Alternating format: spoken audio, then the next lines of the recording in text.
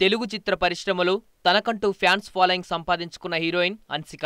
ఈ మధ్య తెలుగులో ఆఫర్స్ లేక టాలీవుడ్కు దూరంగా ఉంది. అయితే ప్రస్తుతం హన్సికకై బాలీవుడ్ సినిమా తలుపు తట్టింది. 2011లో ప్రభుదేవ దర్శకత్వంలో రూపొందించిన ఎంగయ్యూం కాదల్ చిత్రంలో కథానాయికగా నటించింది హన్సిక. ఈ సినిమా చిత్రీకరణ సమయంలో వీరిద్దరూ ప్రేమలో పడినట్లు అప్పట్లో గుసగుసలు వినిపించాయి. ఈ కారణంగానే నయనతారతో ప్రభుదేవ ప్రేమాయణం విఫలమైనట్లు పుకార్లు షికార్లు కూడా చేశాయి. వీటిని హన్సిక అప్పట్లో తీవ్రంగా ఖండించింది.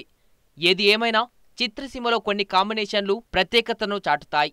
సదరు కలయికల పట్ల ప్రేక్షకులు ఆసక్తిని ప్రదర్శిస్తుంటారు. అలాంటి జోడీల్లో ప్రభుదేవ, హన్సిక ఒకరు.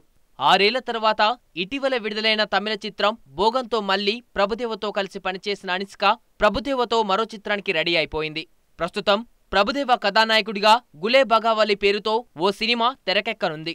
రొమాంటిక్ ఎంటర్టైనర్గా రూపొందుతున్న ఈ చిత్రంలో హన్సిక కథానాయికగా నటించనుంది. కర్నర్ దర్శకత్వం వహించనున్న ఈ చిత్రం త్వరలో సెట్స్ పైకి రానుంది.